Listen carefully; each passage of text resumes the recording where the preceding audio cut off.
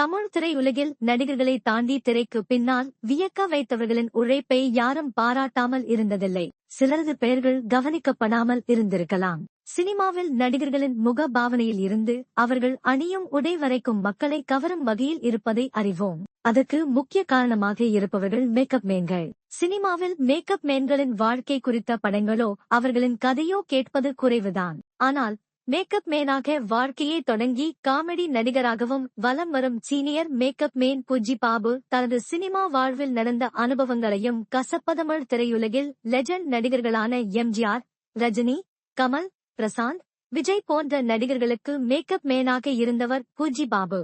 இவர் காமெடி நடிகர் சந்தானத்திற்கும் மேக்கப் மேனாக இருந்துள்ளார். மேக்கப் மேனாக இருந்தவரை நடிகனாக மாத்தி அழகு பார்த்தவர் சந்தானம். தலைவா, கண்ணா லட்டு தின்ன ஆசையா போன்ற படங்களில் நடித்து ரசிகர்களின் அன்பை பெற்றிருக்கிறார். குறிப்பாக கண்ண லட்டு தின்ன ஆசையா படத்தில் புஜ்ஜி பாபு காமெடிகள் அதிக வரவேற்பை பெற்றன.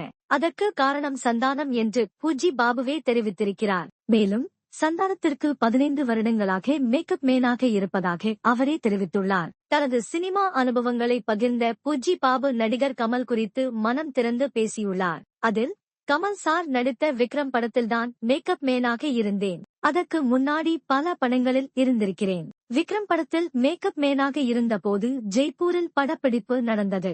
அப்போது என்னை அங்கு அழைத்தார். நான் போக மறுத்துவிட்டேன். இங்கு நான் தமிழ், தெலுங்கு பட நடிகர்களுக்கு மேக்கப் போடும் வேலை இருந்தது. அவர் ஒருவருக்காக என்னால் போக முடியவில்லை. பிறகு ஒரு நாள் கமல் சார் போன் பண்ணி என்னை அவரது அலுவலகத்திற்கு அழைத்தார்.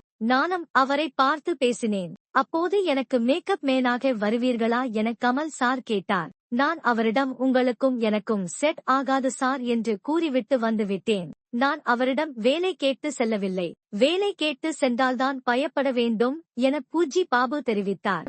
கமல் நடித்த குருதி புனல், இந்தியன் படம் வரைக்கும் கமல் சாருக்கு மேக்கப் மேனாக இருந்தேன். அந்த நேரத்தில் வீட்டில் பணம் இல்லை. சினிமா படப்பிடிப்பிலும் தடங்கல் ஏற்பட்டது. எனது பெரிய மகள் எம்.ஏ படித்துக் கொண்டிருந்தார். யாரிடம் பணம் கேட்பது என்று தெரியவில்லை. கமல் சாரிடம் கேட்கலாம் என முடிவு செய்து அவரை சந்தித்து பெரிய பாப்பா படிக்கிறாங்க, அவங்களுக்கு பீஸ் கட்டணம், பண உதவி செய்யுங்கள் என்று கேட்டேன். அதற்கு அவர் மிக கடுமையாக திட்டி பேசினார். அது மனம் வருத்தமாக இருந்தது. இவ்வளவு கஷ்டப்பட்டு ஏன் இவங்க கிட்ட அடிமையா வேலை செய்யணும் தோணுச்சு. அதன் பிறகு அவர் படங்களில் மேக்கப் போட போவதில்லை என முடிவெடுத்தேன். ஒரு நாள் இயக்குனர் சங்கர் சார் போன் பண்ணி கூப்பிட்டாரு.